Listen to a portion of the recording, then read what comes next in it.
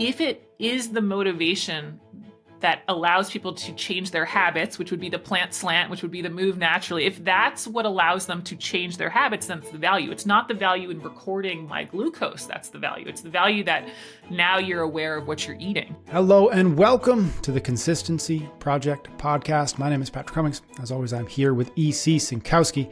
Every week here on the show, we aim to simplify the science of nutrition, health, and fitness, cutting through the noise to focus on the principles and practices that will help you perform better, feel better, and live better. Thank you so much for tuning into the show. How are you, EC? I'm good. How are you doing? I'm wonderful. Longtime listeners will recognize that was a slightly different introduction to this year episode.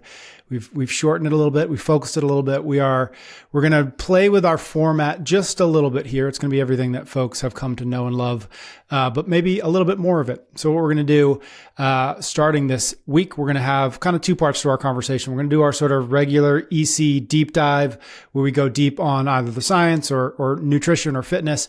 And then we are going to do a little close at the end. And that close at the end is going to come from, again, folks who have listened before. It's going to be a quick bite or a hot cake or a diet review, things that we often do in fuller episodes. We're going to sort of take them a little bit by bit and close out each episode with them. So this week we've got in our main conversation we're going to talk about the new documentary series on Netflix about the blue zones, which are places in the world that have an unusually high percentage of the population living to 100. And then we're going to close up the conversation with some recent news, specifically a report about influential dietitians peddling practices, supplements, and beliefs that run counter to scientific consensus. So that is what we've got this week. Are you ready for our main chat here, EC? I sure am. All right. I love that you said this on social media recently. You were like, I am actually keeping up with people in culture. I'm watching the Blue Zones documentary. So let's which is not how you usually do things. So let's start there. No. What are we talking about? What are the Blue Zones? Why are we interested in them? Why is there enough interest that there's a documentary about them? Yeah. So a man named Dan Buettner, he's credited with identifying these blue zones. And these are these 5 geographical areas in the world where the chances of living to over 100 years old is 10 times greater than that chance in the US. So the stats I saw online, it's about 1 in 5,000 people live to be 100 in the US. And so that would be more than 1 in 500 people in these blue zones reach over 100. And even if people aren't reaching 100 in these zones, I think it's pretty clear that these cultures tend to have more elderly people into their 80s, into their 90s with a really high quality of life, kind of living independently, more so on average than we do. I mean, they're sitting on the floor for dinner and they're out gardening and all of this stuff. So these blue zones are in Okinawa, Japan, Sardinia, Italy, Icaria, Greece, Nicoya, Costa Rica. And actually, the 5th one is pretty interesting because it's outside of LA, Los Angeles, Loma Linda, California. So Dan and his research team, they wanted to determine the secrets of longevity in these areas. And so what they did is they kind of went to these different areas to study them, and they came up with these, what they call the Power 9, or essentially 9 principles common to these locations. Obviously it makes sense of, okay, what are they doing there? Let's try to make some collective observations as a good place to start of how to create a better chance at longevity. And I do think it's important to point out that, just because those cultures are getting to 100 at a higher rate than we are, or a higher likelihood, it doesn't necessarily mean that what they are doing is optimal for longevity. It just means that what they are doing is helping them live to that current state. But maybe there is some practice that could be even better than that. So these Power 9 principles, what they came up with, the first one is move naturally. And they really mean, it's not about doing marathons and going to the gym every day, but kind of have movement built into your life, like gardening, as I mentioned. The second one is having a purpose. They say that, knowing your purpose in life could add 7 years to your lifespan. The third one is to, what they say is downshift, have a way to kind of reduce stress. Maybe that's simply going to happy hour with your social buddies. Maybe that's praying. Maybe that's just a reflective point during the day. They then have number 4 is their 80% rule, which is about stopping when you're eating, when you're 80% full. The 5th one is also related to diet. They call it a plant slant, where it's a largely plant-based diet, especially beans. They do focus on that. And one of the articles I saw, Buettner says to limit your meat consumption to about 5 times a month. The sixth one is wine at 5. So some people might like this one, right? Moderate drinks, 1 to 2 per day. And it typically happens either in a social gathering or with a dinner. The seventh one is belong, find some faith-based community, which was really interesting here is it seems like the denomination doesn't actually matter, but being part of a community does. The eighth one is loved ones first, meaning, of course, focus on family first. Maybe your parents live nearby, you can help them out type of stuff. And then the ninth one is finding the right tribe. And so this is even beyond the faith-based kind of belonging. This is having that social circle that will support these healthy behaviors. And this is just, I actually don't know the answer. I know it's a documentary now. Was this a series of books first? Where this didn't just come, like I've heard Blue Zones for a long time, but do we have any sense of how long Buettner's been working on this? Not that it really matters. I'm just curious. Yeah, I actually don't know when he first identified the blue zones, but he's certainly been around for a while. And as we're going to talk about, he's been implementing some of these practices in cities around the US. And so there's been lots of different reports on it. Whether or not there's official books, I actually don't know either. Got it. Cool. Okay. Relatively irrelevant. Okay. So Power 9, I love that. In terms of nutrition recommendations, what's your opinions on those 9 principles? Yeah. I think overarching, before we even get into the nutrition stuff, I think just generally broad brush, I think the Power 9 principles are great. You know, what I love to point out about these principles is what's not on there. What's not on there is whether or not you're eating like 0.7 or 0.9 grams per pound of protein. And what's not on there is whether or not you had a post-workout protein shake 30 minutes after your last workout. What's not on there is whether you need a continuous glucose monitor to be healthy or whether or not you should take colostrum as a supplement, right? And so as much as I love nutrition and as much as I know that it is part of our overall health picture, it really is just a part. And so again, if we kind of look back at those 9 and think about, okay, well, which ones are really nutrition focused? There's really only 3. There's the one about stopping at 80% full. So that's related to quantity. There's the one, of course, about eating this plant slant. And so that's kind of about quality. And then we have that other one that's related to having some alcohol, which we're going to come back to. But basically that leaves 6 of the 9, majority are not related to diet at all. And this is something that we actually brought up in the, I think it was like the 1% Better Every Day podcast, but there was this article we talked about called The 10 Determinants of Healthy Aging, which is quite similar to the Power 9 in the sense of a broad brush concept. I mean, they looked at these different factors and they determined that, yeah, diet and exercise were important to longevity or healthy aging, but so was self-awareness and so was attitude and so was lifelong learning and so was social support and all of this stuff. And so again, diet is just sort of part of the overall picture. It's not the only thing to focus on. And so it reminds me of my principle 5, right? It's never one thing. There is this point at which focusing on one thing will in fact be at the expense of all of the other things that are important. And it's so interesting to also just think about how focusing on some things that are seemingly unrelated could be so positive. I mean, we talk a lot about that in terms of maybe exercise and the positive effect on nutrition. But I was just thinking about kind of reflecting on the Power 9, how impactful for someone to know their purpose in life or to have social support, what that could do for their healthy eating behaviors, just their motivation to want to make better choices that way, right? And instead, I find in nutrition, we often are in the weeds of, which non-dairy coffee creamer is best or something like that. And so, I do like to remind people that I don't think that what the Blue Zones are doing are necessarily the most optimal practices always. But until our culture is sort of in the ballpark of them, I think it is kind of a good overview of practices to look at and to think about, okay, where am I kind of out of whack relative to what their big picture is? And the thing in those, looking at those 9 that pops out at me, and you sort of triggered it when you said, there's no continuous glucose monitors here, right? There's no quote unquote cutting edge science. There's no technology. There's nothing there that has been created anytime in the last, let's just for the sake of a number, 50 years. All of those things are things that have existed that we have actually moved away from. And yet all of the continuous glucose monitors and all the science, cutting edge science, technology, it's all trying to move us towards that. And in many ways, it's sort of like what you and I have joked about, which is like, your fruits and vegetables marketing department, right? Like that, you're trying to move people back to what perhaps it used to be, or where it was more often than it is now, where all of this, again, cutting edge, it's all trying to move us towards that. And that's the thing that I look or think about with those Power 9, which is like, oh, it's all, none of it is cutting edge. None of it is science. Again, quote unquote science. Science. Yeah.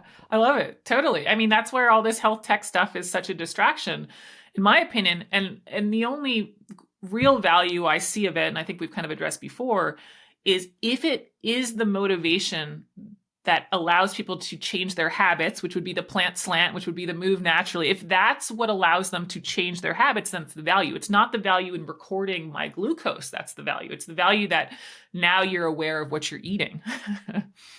Right. Okay. So I think I remember asking this we did an episode on like the longevity diet. I don't remember if that's exactly what it's called, but where it's just like, it's such an interesting and challenging claim to make. Like this is the source of the secret to longevity, right? Because like, how do you demonstrate that a certain diet or practices with these 9 principles really do result in living to be 100-year-olds? Because like, you can't really study that. Like that's not like, there's no control there. There's like nobody's signing up to like, yes, I will dedicate the next 50 years of my life to these practices. So therefore I can prove that X, Y, and Z. So like, talk to us a little bit about the challenges here that are sort of inherent in this argument that like, here are the blue zones, here are the 9 principles, or here are the practices that build blue zones.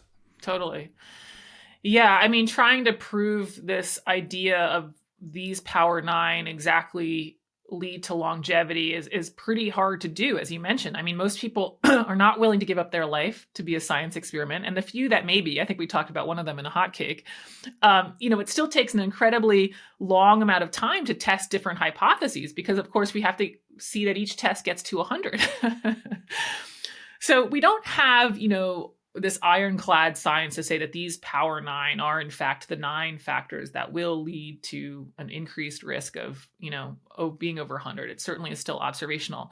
But one of the things I really like about the whole Blue Zones initiatives, I kind of hinted at it already earlier, is that they are trying to implement these practices or these principles in different towns across America. And so they mentioned this in the documentary, but you can also find some of this evidence online in various articles. But Dan speaks to his kind of belief of helping people achieve a better lifespan is that we need to change the policies that shape our environment that will help us result in better decisions. And so in 2009, it's a town in Minnesota called Albert Lee. They became patient zero, if you will, of trying to be a blue zone and trying to adapt modern life to blue zone principles. And so a big part of the city plan or the town plan was to make it more bike and pedestrian friendly, which also in turn helped kind of revitalize the downtown. There was also more efforts to add just healthy food options and even education at grocery stores and cafes and events. They increased the public space for gardening, so you could kind of do the shared plots type of stuff. There was also a lot of effort into stopping smoking. Smoking rates in the US have declined overall, but I think it's about 12% of adults still smoke. And so this clearly wasn't a blue zone issue, but they've kind of incorporated this into blue zone initiatives because it's still quite a health issue for us and obviously has a bunch of different disease risks with it.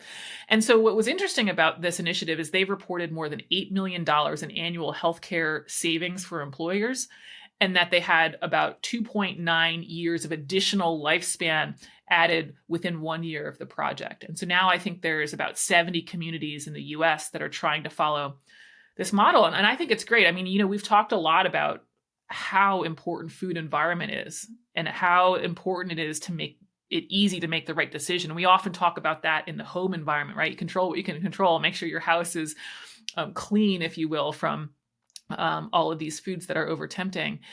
And I've also suggested that I think there should be some regulation in how many different places the processed foods are sold, or maybe we should have some regulation that every time you go to a checkout, they can't have all of the processed stuff. Instead, that we should put things like fruits at the checkout or something like that and make the healthier, better decision easier. And so that's what Dan and his team is really just doing on a much larger scale, right? And hats off to them because, they could have gone an entirely different direction with this. They could have been just selling a specific tea blend or something from Greece. And yes, they have some of these cooking and other products online to buy, but the fact that they're also going into towns and working with city governments and zoning and construction to kind of overhaul environments to really bring theory into practice, I think is really admirable and quite cool to see. What are, in your mind, what are some of the weaknesses of somebody trying to adopt a lifestyle more in line with the Power Nine? Like where have you seen people go wrong, or can you theoretically imagine something not working? Yeah. It's always going to come back to that whole picture, right? You can't kind of focus at any one factor independent of the others. Like picking one thing to work on, you got to kind of think about how it fits into all of the other 9. Again, I can see somebody loving that wine at 5 Power 9 principle, just to sort of be like, yes, I can have my wine. When in reality, it's probably not the wine that really has a lot of health benefit. So there was actually a study that was released early this year that got a good amount of traction I saw on social media. It's the Zhao paper in the show notes, but a meta-analysis. So they're looking at over 100 different studies, over 4 million people. And basically they were looking at this claim about, we've heard that moderate drinking is healthy. And they found that moderate consumption, so that's up to 2 drinks a day, was not more healthy than having no drinks at all. And that, of course, over 2 drinks a day does come with increased health risk. So it sort of nullified this idea that moderate drinking is healthy, even though in the blue zones, we see it's part of their lifestyle and they're, living over to 100. So what's going on? Well, in the blue zones, the wine is typically had with dinner, which of course is this whole food collection, lots of plants there. It's not at some sort of bar crawl. And it's typically happening in a social gathering scenario where they have that social support and the connection with people. And so that is really why I believe the wine is, quote, healthy in a blue zone context. It's not necessarily the wine per se. It's because they have the rest of the diet to balance it out. And they also then are doing it in a way that brings in these other factors like belonging and social support. Another thing is that I kind of wanted to bring up about how we have to always think about the whole picture is one of the Power 9 is to move naturally. And it's almost said with this opinion that doing something like intense working out or doing marathons is a negative thing, and that could be kind of harmful. And I was thinking about that because that's kind of at odds what we talked about in an old episode about performance and longevity, where we found that really high level athletes, even at the Olympic level, that type of athleticism was associated with a greater chance of longevity. And so that going to the gym and doing all of this volume didn't necessarily have all these problems. And so that's sort of at odds with what the Blue Zones is saying. And so the way I sort of reconcile this again is it's not focusing on any one factor to be optimal. Alcohol might not be optimal, but it's within the context of how the others are playing out. Maybe you're choosing to do a high exercise volume for performance, but how is it in the context of your whole life? That maybe, you are a high level athlete, but you also are doing a high level diet and you have a sense of purpose and you have a sense of social structure and feeling like you belong. Like, how powerful is that? And so it's really kind of thinking about, am I getting 80% across all of the pillars versus maybe being 100% in 3 or 4 of them? Yeah, I love that. What about I think I'm 2 episodes into the series, and the thing that popped out at me was the plant-based, or I think you called it like the plant slant angle that they recommend. I think you mentioned that part of that is like 5 times a month they recommend eating meat. Like that's different. That is significantly different than what you and I have talked about here almost every single week. So like, talk to us a little bit about, are they arguing something different than you're arguing, or like how do we square those 2 things? Yeah. I mean, definitely the protein consumption is going to be lower, and protein consumption from meat is going to be lower than what we've talked about or said what's healthy for sure. We did do that recent podcast on low protein intake and longevity and kind of showed why those claims are incorrect. So you can kind of go back for those specific studies and science on that. But I do think we have evidence that having a lot of plants in the diet is a good thing. And that should come as no surprise, since my first recommendation for people is the 800-gram challenge, which is more than what 90% of people are eating right now. So you can say I've been advocating for a pretty big plant slant since day one, right? So it shouldn't be like, wow, EC is not plant-based. It's like, whoa, guys, hold on, 800-gram challenge. But I think then there's still questions of, okay, is longevity better if I eat something like a 0.7 grams per pound protein, or what happens to me if I eat a 1 gram per pound level of protein? And that's where it's just sort of like shoulder shrug. If let's say we've got two people, let's just say identical twins, so the genetics are the same, but they're eating this 800 grams of fruits and vegetables, they're getting enough fiber in the diet.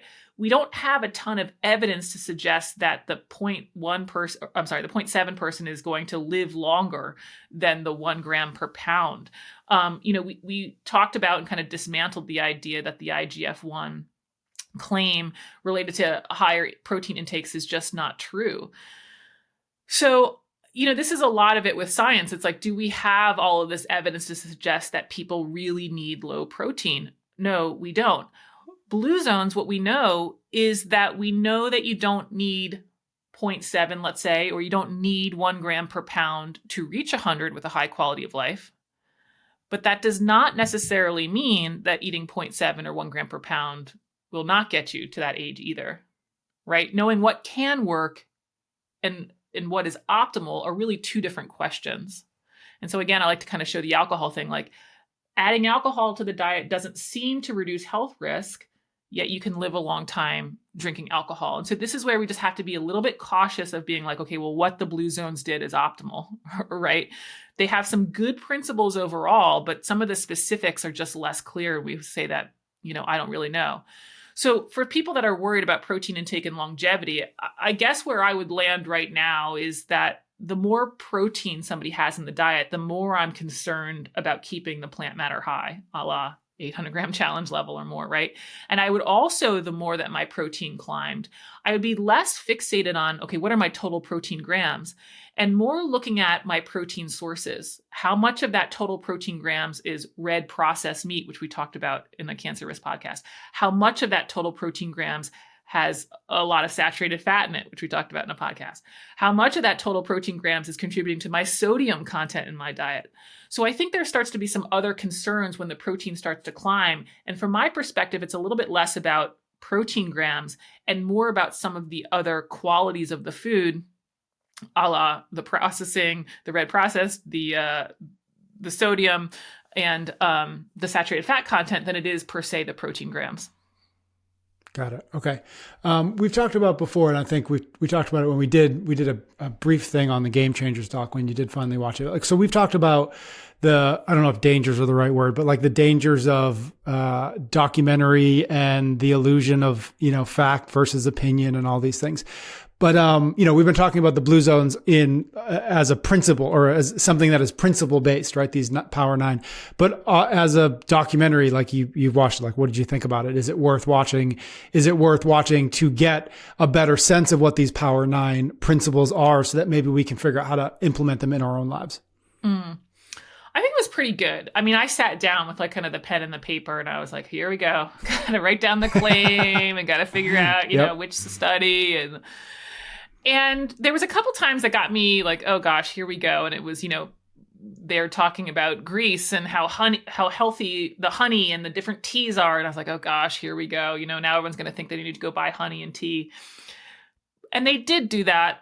But I think they were really quick after to then bring in something else of the Power 9. It would be like, and look at their social circle and look at their purpose in life. And I think they brought that in quite well. So there were times when I thought they were getting a little bit down the rabbit hole of specifics, but then would bring it right back to that idea of it's never one thing. And so especially for a documentary, I have very few notes of it overall. I was like, okay, that was pretty good. That was a pretty good representation of the fact that if you just go eat honey, we don't have better health, right? I think my only I had the same thought when they were talking about the purple sweet potatoes. Yeah. I was like, oh no, it's going to be this. And then it was this and then they kind of took 3 steps. I was like, oh, okay. Got it. Yep. It's exactly, that was another time for me for sure. I was like, oh, here we go. I think my only real criticism, I might get the exact specifics wrong, but there's this anecdote, and I think it is towards the end, of an individual who was diagnosed with cancer, and it was terminal cancer. And they decided, and they were in the States, and they decided to move back home to a blue zone. And they reacclimated to their non-industrial life. And I think they ended up working on a vineyard, and it turns out that they ended up living for many years. And the comment that they got from the individual is they sort of forgot to die. And I'm not doubting the story, but I would also say that there's countless miraculous stories here in the US of cancer survivors that were thought that they would not make it, and they made it, and they didn't necessarily move to a blue zone, and they didn't necessarily wildly change their diet and lifestyle. There's just so many factors that come into play with a disease like that, and so many unknowns, despite how advanced the science seems. And so I think my criticism of that is there is that little bit of a through line of like romanticizing natural is always better. And I sort of am always just thinking when I see that, like, why can't we get the balance right? Why can't we admit what was so awesome and powerful of the blue zones without also always kind of bringing in, modern medicine or conventional medicine is so terrible too. And so that would kind of be my only thing. It's that romanticizing everything about the pre-industrial era. Right. I love that. Okay. So I'd love to get to a little bit more of maybe your practical, not takeaways, but like maybe what our practical takeaways can be from watching this documentary, from understanding the blue zones a little bit. Like, what can we do to take those really, they're quite frankly, like they're very big ideas, these 9 ideas, like they're very like, this is you do this for the rest of your life, right? And maybe take them and bring them down to like everyday life. Any thoughts on like what our collective practical takeaways can be from what the blue zones have or are teaching us? Yeah. I think I've used the tagline, nutrition with a reality check. And I think the Power 9 or even the 10 Determinants of Healthy Aging article is a really nice reality check.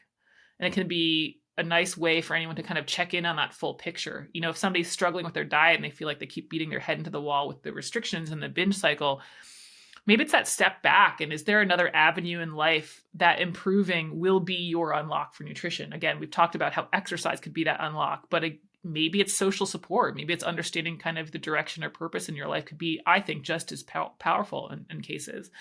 Or maybe somebody's already at their goal weight and they already have these great fitness outcomes, but they've become so neurotic about their food choices and eliminations and health tech and biomarkers. And it's like, okay, maybe let's check in on the social support or building the right community of friends. And what's your daily stress reduction practice or something like that?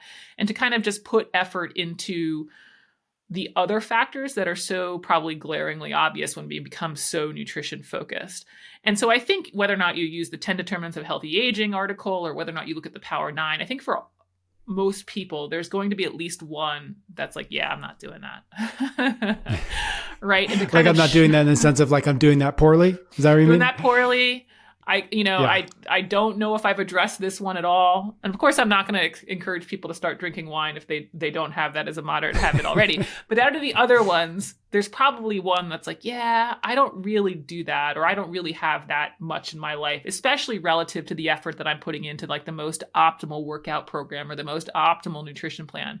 And so to kind of take that step back and think about how to redirect some of that energy there to kind of round out our health picture versus just staying focused on one thing. Yeah. Cool. Last question as we wrap up this chat about the blue zones is along with what you're just saying there. We're kind of getting a sense of where we are, maybe where we stack up across these 9. And I think you're right. I think one of the things that folks like us can fall into a trap of is like, I'm just going to really focus on my fitness or my nutrition, or, there are probably any other number of those that like, that's the most important thing. And I'm going to double and triple and quadruple down on that at the expense of the other things. Why do you think that happens? And we can stay in the world of fitness and nutrition, because I think that's the ones that you and I have seen the most of. But like, why is it so easy for us to get so narrowed in on it's that thing, that's the answer, that's what I'm going to do? Even though if we were really objective about it, we would say like, my 15 hours in the gym is really affecting my relationships outside the gym, or whatever. My obsession over my glucose is really affecting my ability to go out to dinner with my friends, whatever it might be, right? Why do we get so myopic about like these little, they're not little things, but these few things? Yeah. I don't know. I do think it's hard to focus on 9 things at once. you know, Truth. like how do we make progress in something? We always talk about, taking small steps, like limiting the number of changes we have to make. So I also don't know that I want to be making the recommendation of like, and tomorrow set out on improving 9 areas, because that's just going to be overwhelming as well. Like you're just going to start calling all your friends and, all these stress breaks in the day and you get nothing done. I mean, that can be difficult as well. So I think there is a little bit of a balance there of trying not to attack too many things at once. But I don't know. I sort of like the idea. I mean, this, I don't know, might sound really juvenile or something, but almost like you put this list on on the fridge or something like that, like a grocery list. And it's sort of like, right, maybe I don't need to be worried about whether or not it's the oat milk creamer or the, I don't know, whatever else, the soy milk. It's like, okay, hold on, like step back. Have I gotten down too far on one channel?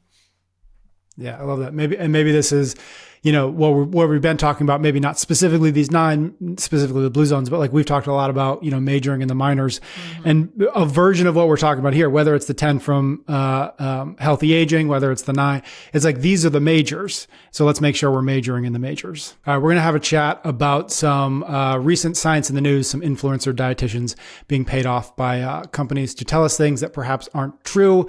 But first, I just want to make sure folks know about something that you offer, EC, Lazy Macros ebook.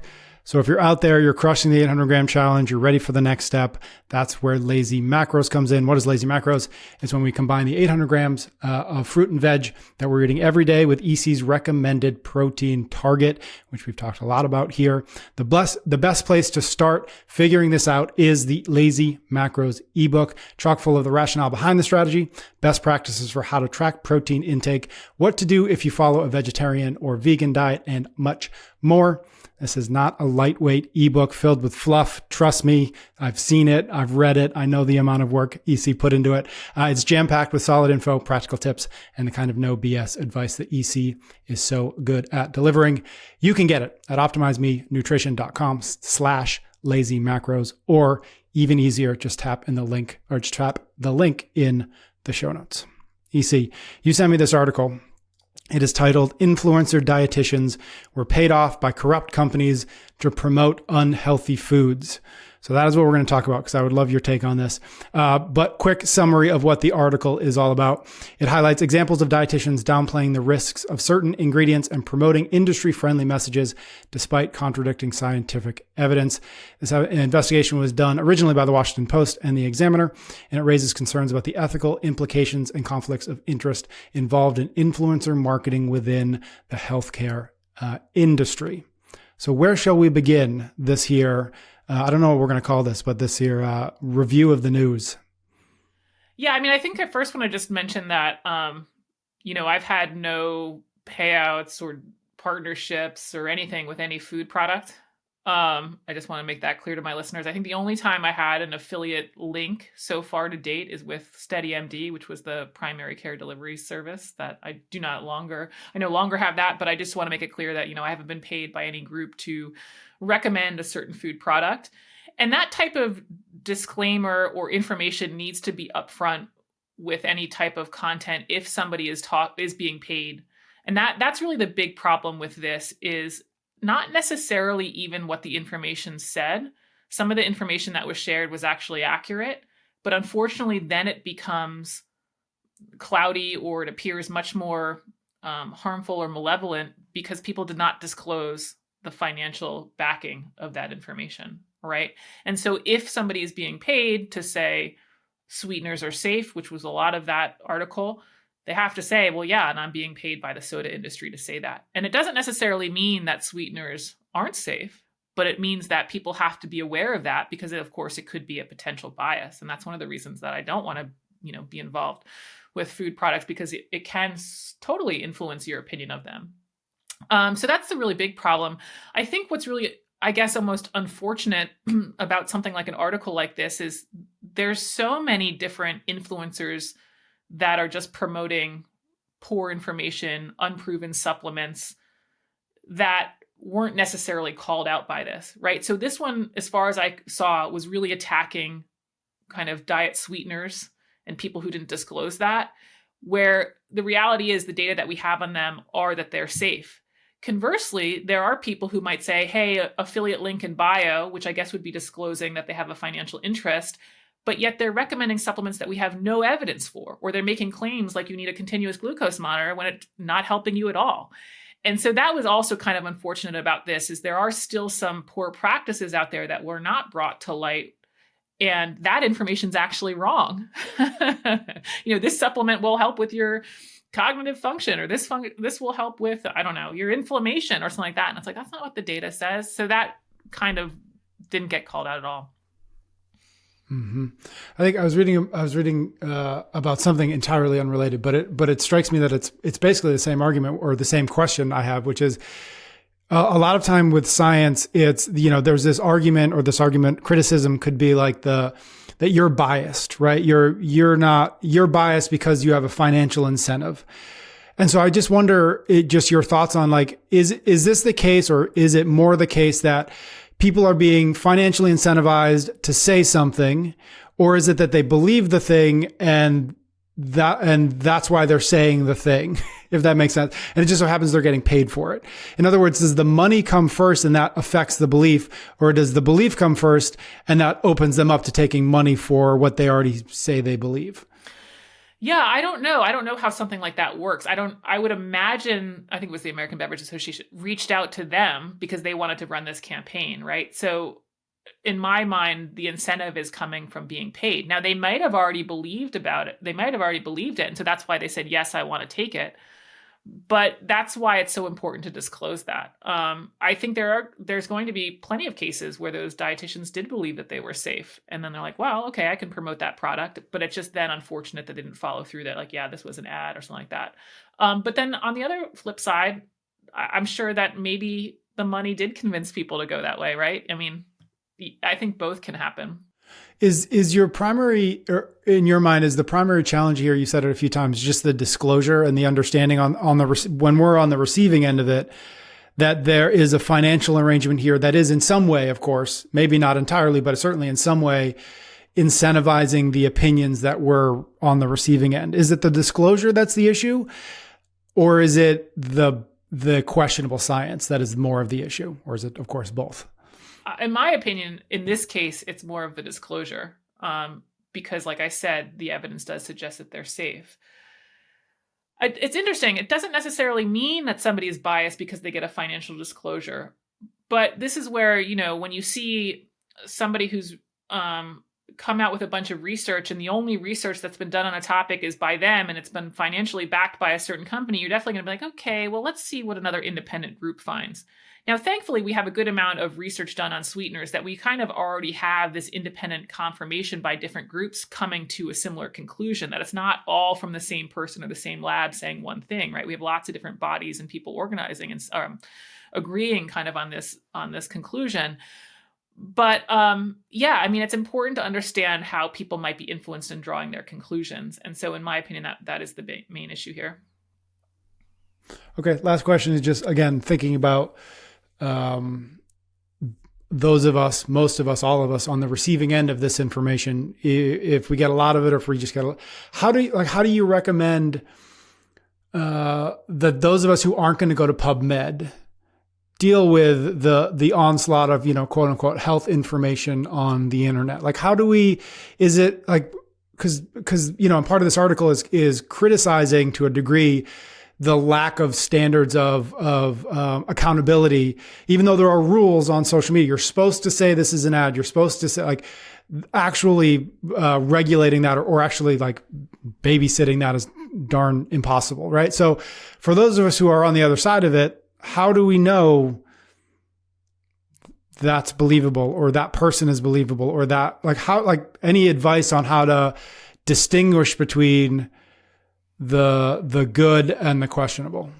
I think it's really hard. I think a lot of things that exist in our current society as products to buy have been through a lot of regulation to get there, and a lot of safety protocols. And I think that is almost the best reality check. I know that does put you in the position to then kind of accept the government beliefs about safety.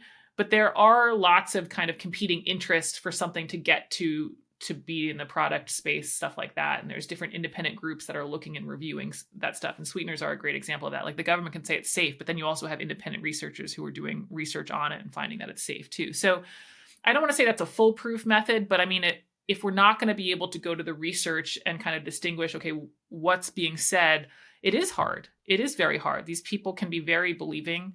I fell for a lot of stuff that I no longer believe online. And so I think sometimes, again, just sort of stepping back and thinking, okay, umpteen years have gone by of people before me. This product is existing for a long period of time. It's probably been tested a bunch of times and it still exists. I'm going to trust that it's safe. Thank you. All right, EC. Thank you. Thank you, everybody out there, for listening. Thank you for your ratings and your reviews. Thank you for sharing the show with your friends and cousins and colleagues. That helps us continue to grow it, which we appreciate. EC and I will be back next week for another episode of The Consistency Project.